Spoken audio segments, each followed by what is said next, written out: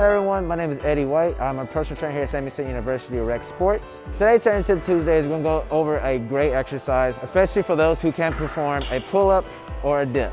How the assisted pull-up and assisted dip work is you put your knees on a moving platform. It helps push you up according to how much weight you have on the bar. If you look here on the rack, you see that there's different amounts of weight. The higher the weight is, the more assistance you will have. The less weight you have, the less assistance you will have, and the harder the workout will be. I recommend just starting out, feeling it out, see how it is. Find what works for you, and then work from there. To set up for a dip, make sure you move the handlebar on top. Especially if you're tall, you might bump your head into the pull-up bar, so best thing to do is move it out the way before you get started. And then whenever you are doing pull-ups, allow that handlebar to come right back down, pulling it down gently, and then you'll be able to do the pull-up.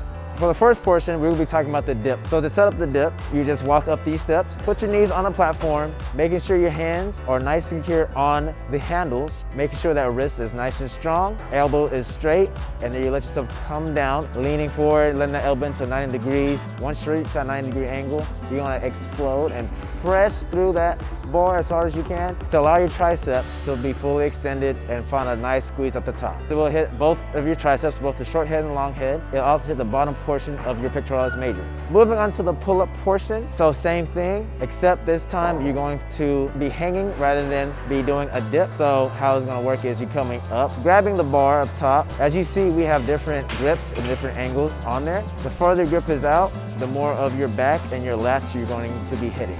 The closer your grip's coming in, the more that your arm's going to be involved. So keep that in mind whenever you're choosing your grip. And when you do your pull, remember to pull first with your back and then pull it with your arms second. So make sure that you're getting both work equally. Progressively overloading on this exercise is really simple. You're going to slowly decrease in weight until you hit the point where you don't need any assistance anymore. Let's say you progressively get stronger and stronger, which is the goal, and you're able to perform your own pull-up. The way you will go about performing your own pull-up is by removing the clip from the weights, pushing the platform all the way down to the ground, putting the clip into the platform so it stays sturdy, and you're able to do dips and pull-ups without assistance. This is a great way to work your way up to doing a dip or a pull-up on your own. I cannot recommend this enough for people who are unable to do pull-ups and or dips unassisted, so please give it a try. Thank you for joining me today for today's Training Tip Tuesday. If you have any questions, please email us at fitness@hssu.edu or visit our website for more information.